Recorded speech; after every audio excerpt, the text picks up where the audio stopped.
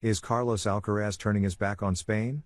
With the Hopman Cup just around the corner, many expected to see the young prodigy defending his country's colors. However, the Mercian has decided not to take part in this mixed competition, which has sparked doubts, criticism, and even some controversy. Why has he made this decision, and what does it mean for Spanish tennis? Today we break down his absence, the reasons behind it, and what it means for the national team heading into the tournament. Carlos Alcaraz will not be at the next edition of the Hopman Cup, and the news has surprised many. This mixed tournament brings together the top tennis nations and will take place from July 16 to 20 in Bari, Italy. Spain, traditionally competitive in this event, will bring an alternative team. Alcaraz's decision has to do with the demanding schedule.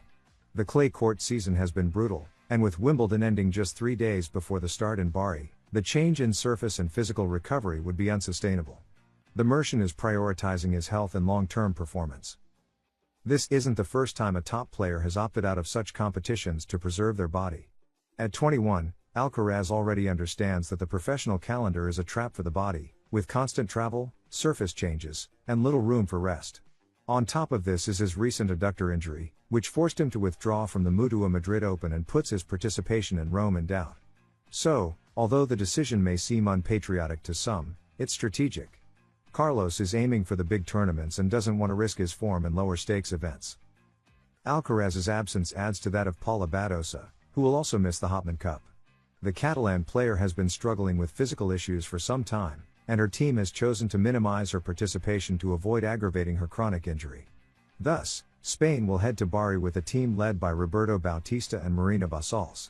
Although both are experienced players, the national team's level falls well below that of other nations arriving with their top stars.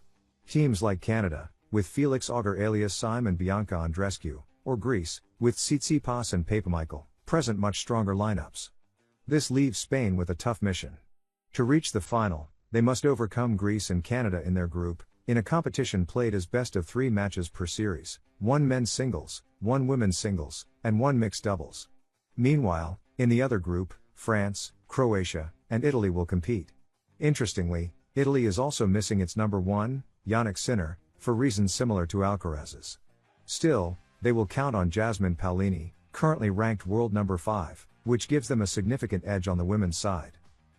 Carlos Alcaraz's absence from the Hopman Cup should not be interpreted as a lack of commitment, but rather as a calculated decision in a particularly tough season.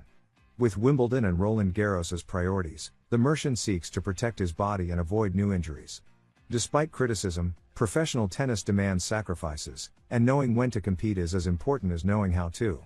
Spain, meanwhile, shows up in Bari with a more modest team, but eager to cause an upset.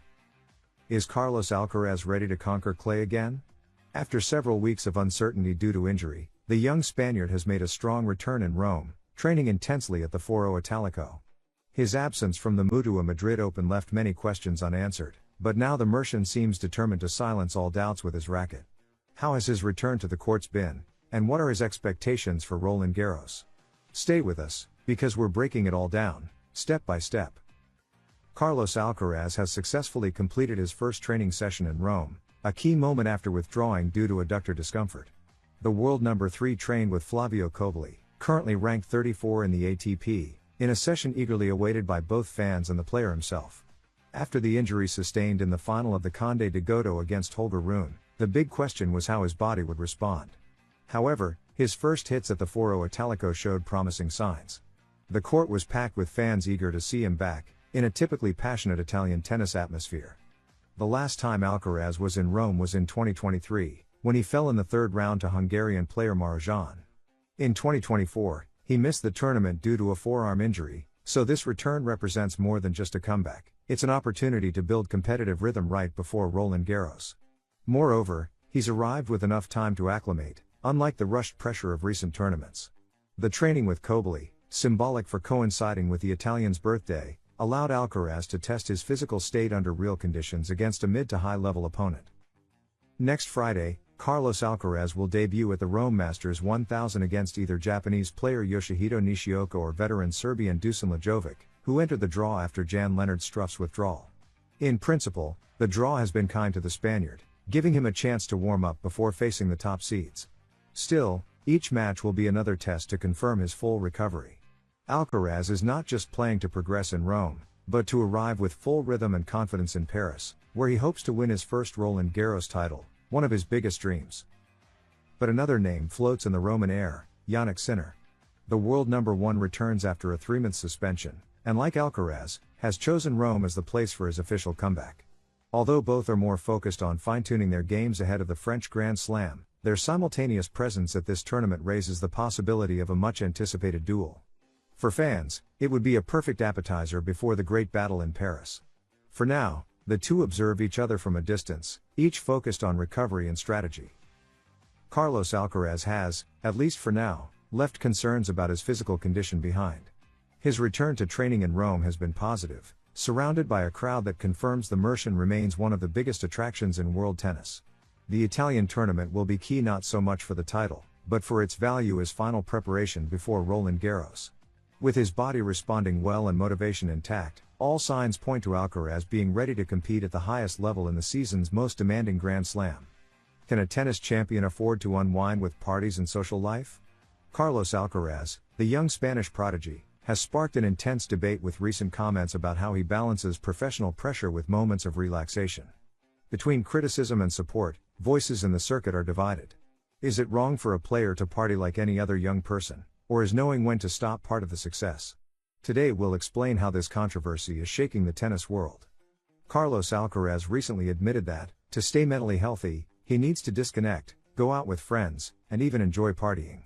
His comments came as part of a Netflix documentary presented during the Mutua Madrid Open, a tournament he missed due to his adductor injury.